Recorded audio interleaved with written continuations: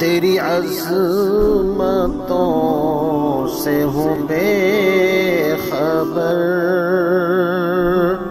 یہ میری نظر کا قصور ہے۔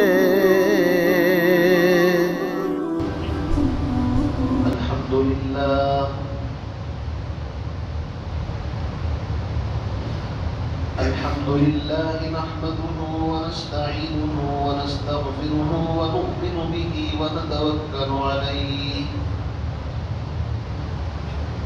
ونعوذ بالله من شرور أنفسنا ومن سيئات أعمالنا،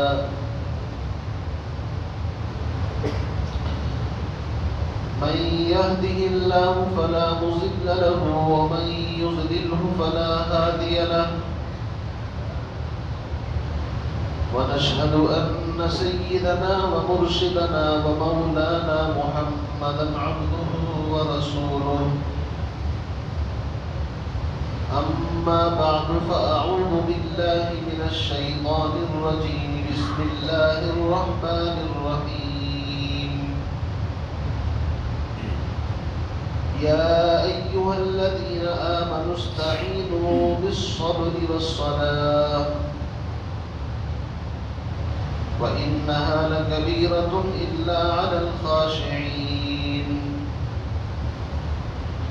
ولا تقولوا لمن يقتل في سبيل الله أموات بل أحياء ولكن لا تشعرون، ولنبلونكم بشيء من الخوف والجوع ونقص من الأموال والأنفس والثمرات وبشر الصابرين الذين إذا أصابتهم مصيبة قالوا إنا لله وإنا إليه راجعون، أولئك عليهم صلوات من ربهم ورحمة وأولئك هم المهتدون، صدق الله العظيم۔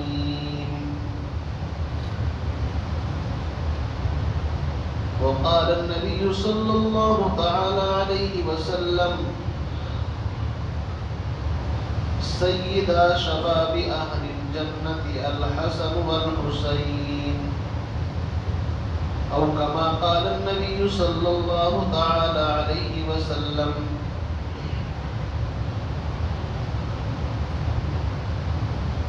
اللہ نے زینت بخشی ہے اخلاق کو روشن تاروں سے، اللہ نے زینت بخشی ہے اخلاق کو روشن تاروں سے، اسلام نے رونق پائی ہے محبوب خدا کے یاروں سے، ہوتے ہیں خفا کیوں پوچھو تو ذرا اغیاروں سے، تعریف صحابہ ثابت ہے قرآن کے 30 پاروں سے،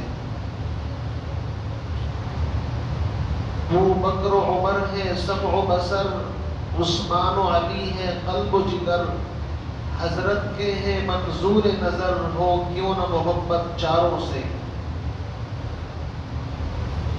احساس صداقت رکھتا ہوں، آئین عدالت رکھتا ہوں، آنکھوں میں حیا دل میں غیرت، توفیق شجاعت رکھتا ہوں،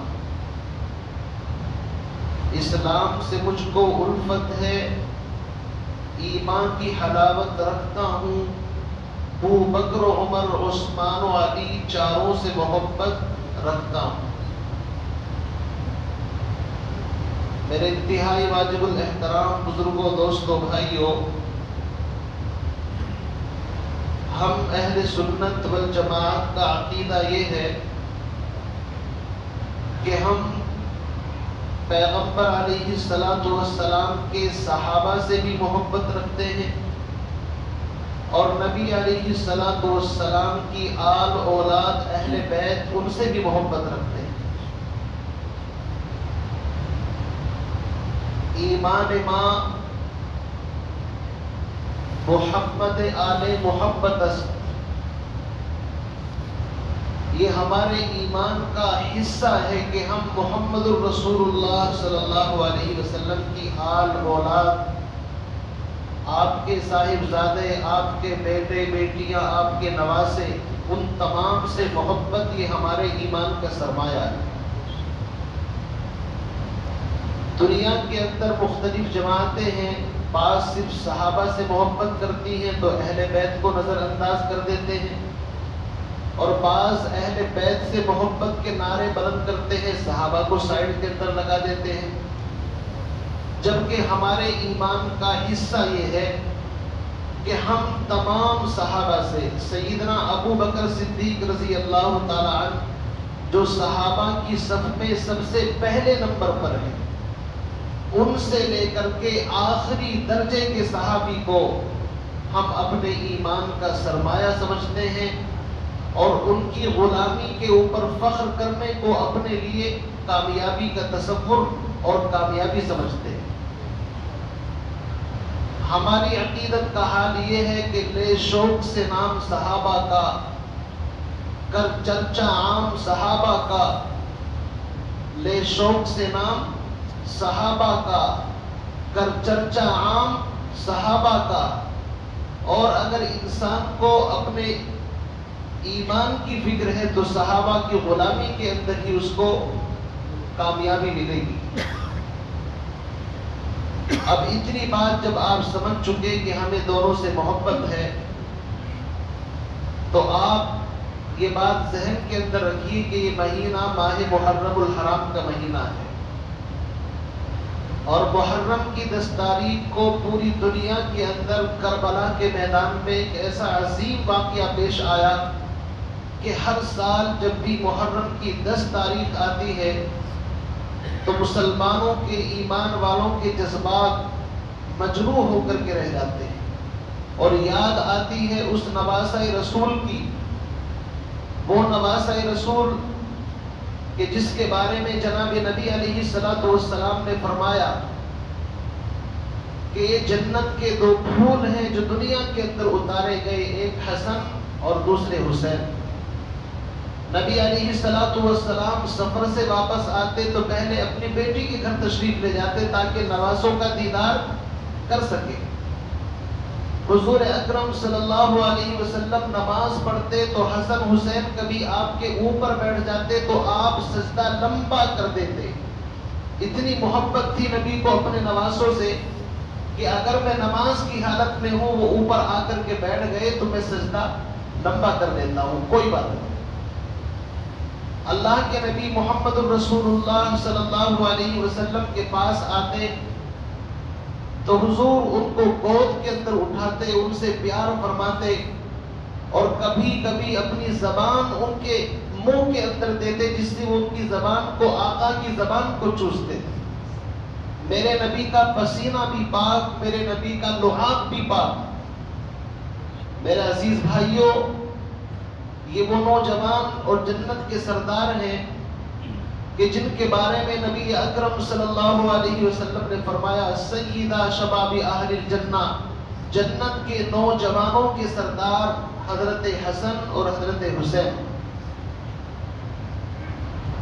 یہ وہ مقدس ہستیاں ہیں کہ جن کی فرمائش پر آسمان سے جبریل جنتی لباس لے کر کے زمین کے اوپر اترتا ہے، لیکن جب ہم ان کی تاریخ پڑھتے ہیں تو پیروں کے نیچے سے زمین نکل جاتی ہے، رونا آتا ہے کہ پیغمبر علیہ السلام کے گھرانے کو اور آپ کے آل و اولاد کو اس طریقے سے ذبح کیا گیا، اور ساری کی ساری جو مطلب اتہاس، اور آپ اٹھا کر کے دیکھیں گے تو نبی علیہ السلام کا سن 10 ہجری کے اندر انتقال ہوا، اور سن 60 یعنی 50 سال کے عرصے کے اندر سارا نظام ادھر سے ادھر ہو گئے۔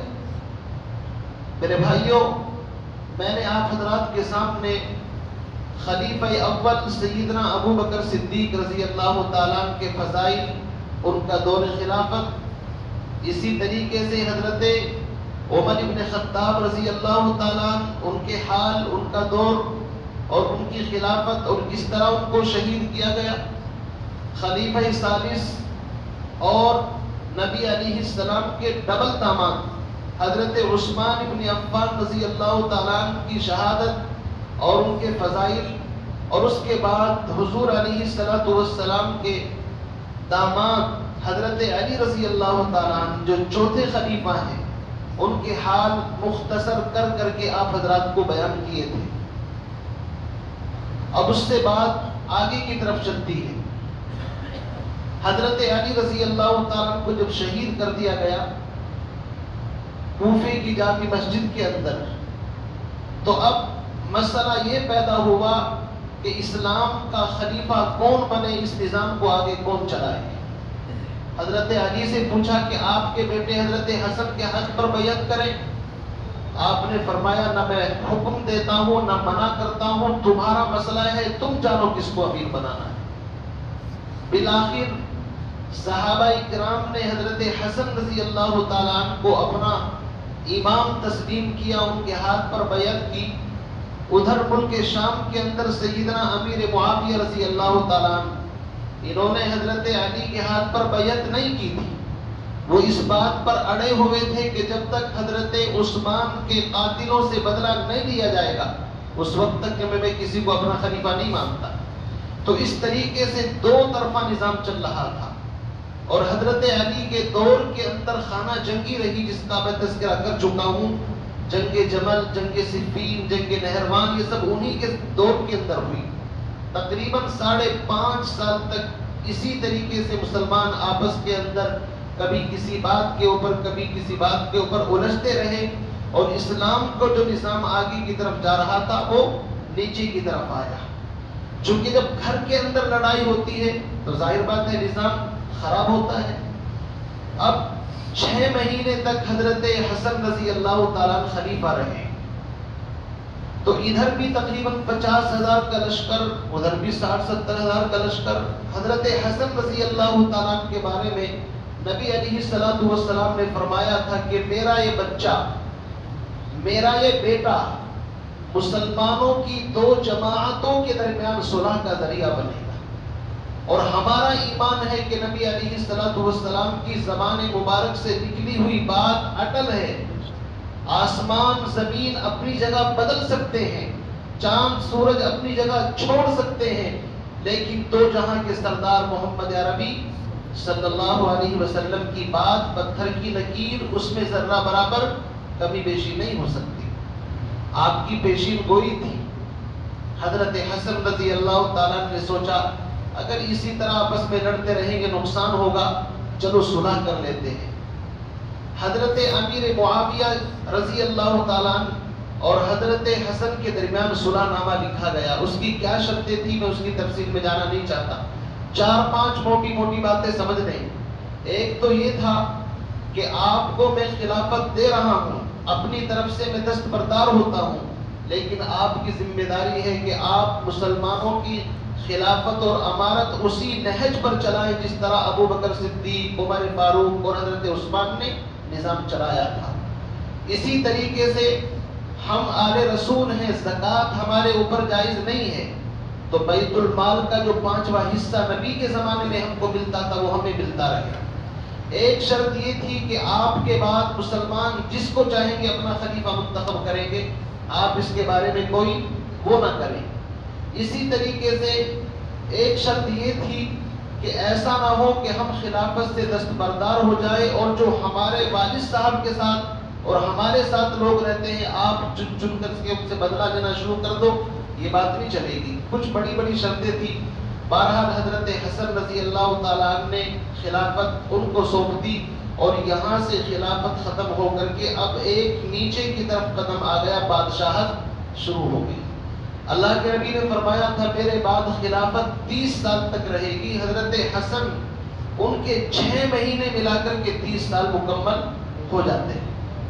اب یہ سن 41 کا واقعہ ہے، یعنی حضور کی وفات سن 10 ہجری کے اندر ہوئی۔ 10 سے لے کر کے 40 تک 30 سال تک 4 بڑے خلیفہ اور حضرت حسن اسلام کے نظام کو چلاتے رہے 30 سال تک۔ سن 41 کے اندر امیر معاویہ رضی اللہ تعالیٰ عنہ خلیفہ اور مسلمانوں کے بادشاہ اور امیر بن گئے۔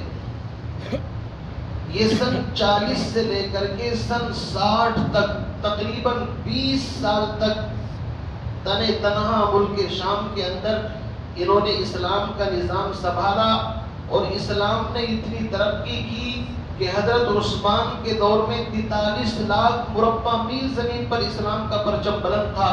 انہوں نے 20 سال کے اندر اس کو آگے بڑھا کر کے تقریباً 64,65,000 مربع میل زمین کے اوپر اسلام کا پرچم بلند کیا۔ لیکن بدقسمتی یہ ہوئی، حضرت حسن رضی اللہ تعالیٰ عنہ کو بھی زہر دے دیا گیا۔ اس نواسۂ رسول کا حال کہ جس کے بارے میں اللہ کے نبی کی بشارتیں، اللہ کے نبی سے ان کا چہرہ ملتا جلتا تھا، جن کو دیکھنے کے لیے آنکھیں ترستی تھی، ان کا حال یہ کیا کہ ان کو زہر دے دیا گیا۔ چونکہ وہ ایک روڑا بن سکتے تھے تو دشمن نہیں چاہتا تھا کہ اسلام کا نظام کسی طریقے سے چلے، سب سے پہلے ان کو شہید کیا گیا۔ اس کے بعد حضرت امیر معاویہ رضی اللہ تعالیٰ نظام کو چلاتے رہے، تقریباً 10 سال گزر گئے۔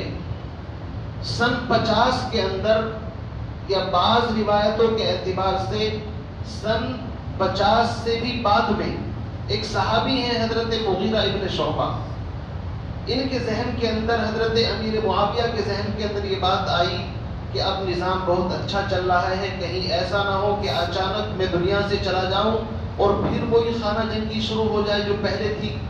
تو ایسا کرتے ہیں کہ کسی کو نامزد کر دیا جائے کہ میرے بعد خلیفہ وہ بنے گا۔ مسئلہ یہاں سے شروع ہوا۔ اب کس کو نامزد کریں؟ بڑے بڑے صحابہ تو کچھ تو دنیا سے چلے گئے، اور جو بچے تھے وہ جوان ہو گئے، جو جوان تھے وہ بڑھاپے کے اندر چلے گئے۔ 50 سال میں تو نظام ادھر سے ادھر ہو جاتا ہے۔ مغیرہ ابن شعبہ نے کہا کہ آپ کا بیٹا ہے یزید، آپ اس کو اپنا جانشین مقرر کر دیں۔ امیر معاویہ نے شروع میں کہا بھی کہ بھائی اس کو کون مانے گا، یہ صحابی نہیں تابعی ہے، بعد کی پیداوار ہے۔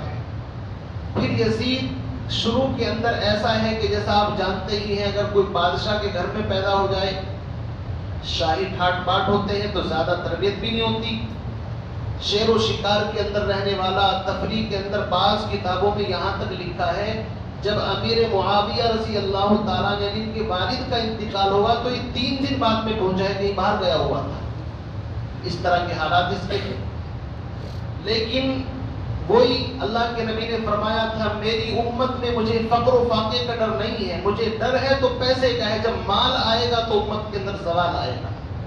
اللہ کے نبی نے فرمایا تھا ہر امت کا کوئی نہ کوئی فتنہ ہوتا ہے، اور میری امت کا فتنہ مال ہے، جب مال آتا ہے تو عیش و آرام آتا ہے، انسان کو طرح طرح کی چیزیں سوچتی ہیں۔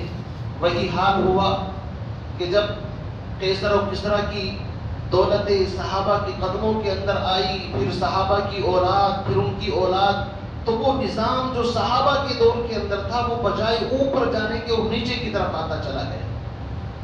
تو حضرت امیر معاویہ رضی اللہ تعالیٰ نے خط جاری کر دیا جتنے صوبے تھے، مکہ، مدینہ، کوفہ، بصرہ، سب کے گورنروں کو کہ میری موت سے پہلے پہلے یزید کی بیعت لے لیا جائے کہ میرے مرنے کے بعد یہ میرا جانشین بنے گا۔ اب ظاہر بات ہے عہدوں کے اوپر جو گورنر تھے وہ اکثر وہی تھے جو ریلیشن شپ کے اندر رہتے ہیں، تو کچھ نے تو لکھ کر کے بھیج دیا کہ ٹھیک ہے ہماری ذمہ داری ہے، ہر آدمی سے رائے نہیں لی جاتی تھی، بس جو گورنر ہے وہ چند آدمیوں سے لیتا یا اس کے اوپر چھوڑ دیتے۔ لیکن مکے اور مدینے کے کچھ ایسی شخصیات تھی کہ جنہوں نے یزید کو اپنا خلیفہ اور امیر ماننے سے صاف انکار کر دیا، اس کو اپنا خلیفہ امیر نہیں مانیں گے۔ چھوٹے چھوٹے نام میں چھوڑ دیتا ہوں، 5 بڑے نام یاد رکھیں آپ، اور یہ وہ 5 ہستیاں ہیں جو بڑے درجے کے صحابی ہیں اور صحابہ کی اولاد ہیں۔ مدینے کا گورنر تھا مروان، اور یہ مروان وہی ہے جو حضرت عثمان کا داماد بھی تھا، سیکریٹری بھی تھا، سارا ناز اسی نے کیا ہے اسلام کے اندر۔ اس کو اور اس کے والد کو حضور نے مدینے سے باہر گیٹ آؤٹ کر رکھا تھا، لیکن حضرت عثمان کے زمانے کے اندر یہ آیا اور مین عہدے کو اس نے قبضہ لیا، اور یہی سے سارا نظام خراب ہونا شروع ہوا تو مروان نے مسجد نبوی کے اندر اعلان کیا کہ امیر المومنین حضرت امیر معاویہ کا حکم ہے کہ وہ اپنے بعد اپنے بیٹے کو جانشین بنا رہے ہیں۔ تو صحابہ کے مجمع کے اندر حضرت عبد الرحمن بن ابی بکر، ابو بکر کے بیٹے عبد الرحمن وہ موجود تھے، اور انہوں نے کہا اس کو اپنا خلیفہ اور خلیفہ نہیں مانیں گے، بلکہ مروان نے یہ چالاکی کی کہ جس طرح ابو بکر صدیق نے اپنے بعد حضرت عمر کو نامزد کیا تھا، ایسے ہی امیر معاویہ اپنے بیٹے کو نامزد کر رہے ہیں۔ حالانکہ ابو بکر صدیق نے تو اپنے بیٹے کو نہیں بنایا تھا، انہوں نے تو حضرت عمر کو بنایا تھا۔ تو حضرت عبد الرحمن بن ابی بکر یہ وہ ہستی ہے کہ جنہوں نے انکار کیا میں اس کو اپنا امیر نہیں مانوں گا۔ اسی طریقے سے ایک صحابی ہیں حضرت عبداللہ ابن عباس، یہ قرآن پاک کے بڑے مفسر ہیں، حبر الامہ، انہوں نے کہا میں بھی نہیں مانتا۔ ایک اور تھے عبداللہ ابن عمر، حضرت عمر کے بیٹے، یہ صوفی مزاج تھے، سنتوں کے پابند، یکسوئی کا مزاج، کسی سے جھگڑا وگڑا نہیں کرتے تھے، ایک طرف رہنے والے، انہوں نے کہا میں بھی اس کو اپنا امیر نہیں مانوں گا۔ کتنے لوگ ہو گئے؟ 3۔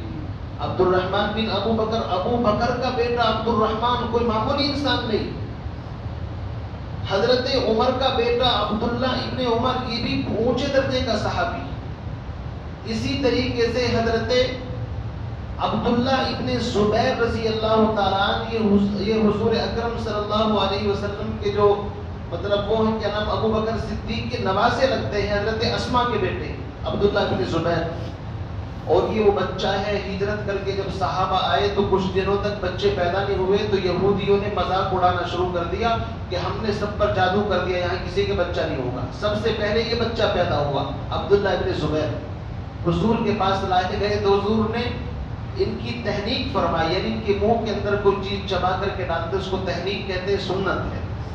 اور یہ بڑے بہادر تھے، حضرت زبیر بن عوام کے صاحبزادے تھے، عشرہ مبشرہ، اور ان کی والدہ بھی بڑی بہادر حضرت اسما، جن کا ہجرت کے موقع پر آپ نے نام سنا ہوگا کہ اپنے بہت خدمت کی انہوں نے نبی کی۔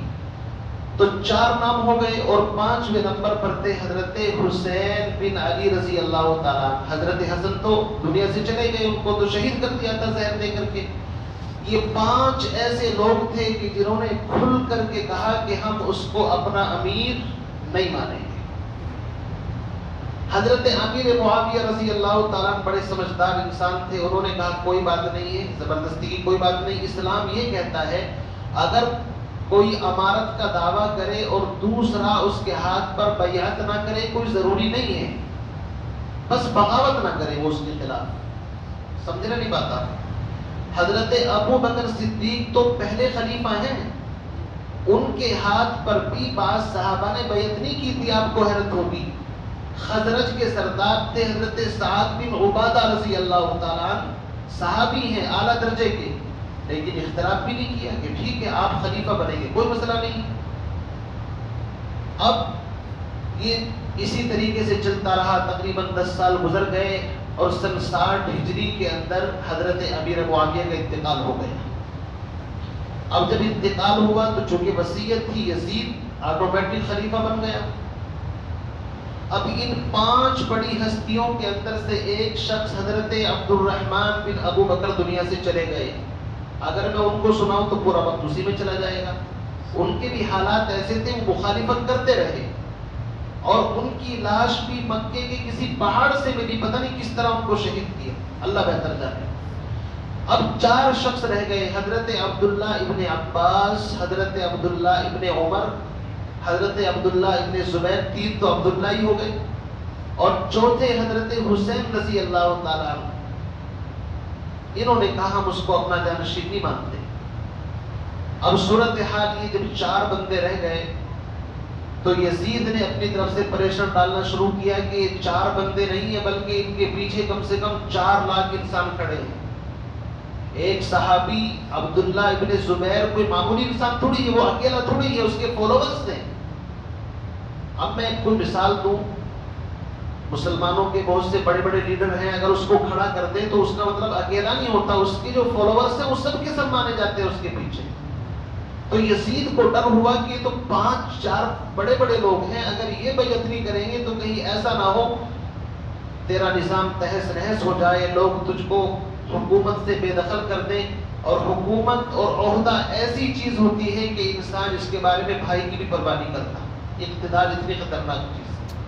اللہ کے نبی نے فرمایا کہ 2 ایسی چیزیں ہیں کہ بھوکا بھیڑیا بھی اتنی جلدی اس کی بکریوں کے اوپر نہیں جھپٹتا جتنا اقتدار کا بھوکا آدمی اقتدار کے پیچھے لپکتا ہے. تو یزید کے ٹینشن ہو گئی کہ اگر یہ 4 لوگ نہیں مانتے اس کا مطلب یہ نظام خراب ہے. تو گورنروں کے اوپر زور دیتا تھا کہ ان سے بیعت لو. اب ان میں سے 2 عبداللہ ابن عباس رضی اللہ تعالیٰ عنہ، عبداللہ ابن عباس اور حضرت عبداللہ ابن عمر رضی اللہ تعالیٰ عنہ، انہوں نے کہا کہ دیکھو اگر ہم مخالفت کریں گے تو پھر وہی معاملہ خراب ہو جائے گا. ٹھیک ہے معاملہ غلط ہے، ایسا نہیں ہونا چاہیے تھا، لیکن اب خاموش رہنا بہتر ہے. چنانچہ عبداللہ ابن عمر رضی اللہ تعالیٰ عنہ اور عبداللہ ابن عباس نے تو اپنی زبان بند کر لی کہ بھائی ہم کچھ نہیں کہیں گے، بس غلط ہو رہا ہے تو اللہ ان کو سزا دے گا. ایسا مزاج ہوتا ہے نا امت کا. لیکن 2 آدمی حضرت عبداللہ ابن زبیر یہ بہادر تھے، ان کے خون کے اندر جوان بھی تھے کہ میں اس چیز کو برداشت نہیں کر سکتا. یہ قیصر و کسریٰ کا طریقہ ہے، یہ نبی کا طریقہ نہیں ہے کہ باپ کے بعد بیٹا چاہے نااہل بھی ہو، ہم اس نظام کو برداشت نہیں کریں گے. تو مروان نے جب ان کو بلایا، یہ تو رات کو مدینے سے نکل کر کے مکہ چلے گئے اور وہاں کے گورنر کو برطرف کر کے انہوں نے اپنی الگ حکومت قائم کی. تقریباً 8-9 سال تک مکے کے اوپر تنے تنہا کس نے حکومت کی؟ حضرت عبداللہ ابن زبیر رضی اللہ تعالیٰ نے. حضرت حسین کو بلایا.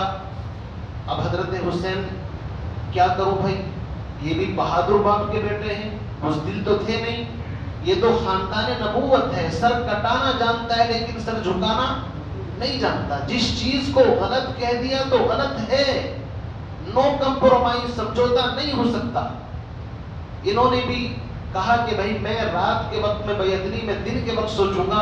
اور رات کو اپنے آل اولاد کو سب کو لے کر کے مدینے سے مکہ چلے گئے. اور وہاں کا جو گورنر تھا اس نے سوچا کہ بھائی کیوں خامخواہ چکر میں پڑوں، جانے دو کوئی بات نہیں. 2-3 دن کے بعد جب پتا چلا کہ حضرت حسین بھی چلے گئے، اب یہ تلاش کر رہے دوڑ رہے ادھر ادھر. یہ مکے کے اندر پہنچے تو مکے کے اندر حضرت عبداللہ ابن زبیر بھی تھے، عبداللہ ابن عباس بھی تھے، عبداللہ ابن عمر بھی تھے. انہوں نے حضرت حسین کو سمجھایا کہ اے نواز رسول کام غلط ہو رہا ہے، لیکن آپ یہاں مکے کے اندر رہ کر کے اللہ اللہ کرو، ٹینشن چھوڑ دو، یا ہمارے ساتھ لگو، ایک مضبوط مستحکم نظام بنا کر کے تب اس کا مقابلہ کریں گے. لیکن اللہ کے نبی جناب محمد الرسول اللہ صلی اللہ علیہ وسلم کی پیشین گوئی تھی حضرت حسین کے بارے میں بھی کہ میری امت ان کو ذبح کرے گی، اور اللہ کے نبی کو مٹی بھی دکھائی گئی تھی. تو ظاہر بات ہے تقدیر تدبیر کے اوپر غالب آ کر کے رہتی ہے. حضرت حسین رضی اللہ تعالیٰ کے پاس کوفے سے خطوط آ رہے تھے، تقریباً 12,000 خط آئے ہیں ان کے پاس. اچھا وہاں سے خط کیوں آئے آپ سوچو گے؟ حضرت علی رضی اللہ تعالیٰ نے اپنا کیپٹل مدینے سے کوفہ منتقل کر لیا تھا، آپ جانتے ہیں نا. تو حضرت حسن حسین وہیں پر رہتے تھے، تو وہاں کے لوگوں سے ان کی جان پہچان تھی. اس لیے وہ لوگ خط لکھ رہے تھے کہ حضرت آپ یہاں آئیے، ہم بھی اس کو اپنا امیر نہیں مانتے، آپ یہاں آئیں گے تو سوچیں گے یا تو اس کے بات چیت کریں گے ورنہ پھر مقابلہ کریں گے. تو حضرت حسین رضی اللہ تعالیٰ پہلے تو مطمئن نہیں تھے، لیکن جب خطوط پر خطوط آتے رہے تو انہوں نے بھی تسلی کی کہ چلو سوچتے ہیں. اور تقریباً 72 آدمیوں کا ایک قافلہ تھا، کچھ اہل بیت میں سے تھے اور کچھ ان کے فالوورز، 2-4 محبین ہوتے ہیں ساتھ میں. یہ مکے سے چل پڑے کہاں؟ کوفے کی طرف. لیکن اپنے جانے سے پہلے اپنے چچا زاد بھائی حضرت مسلم بن عقیل ان کو بھیجا کہ تم پہلے جا کر کے دیکھو حالات کیسے ہیں کیسے نہیں.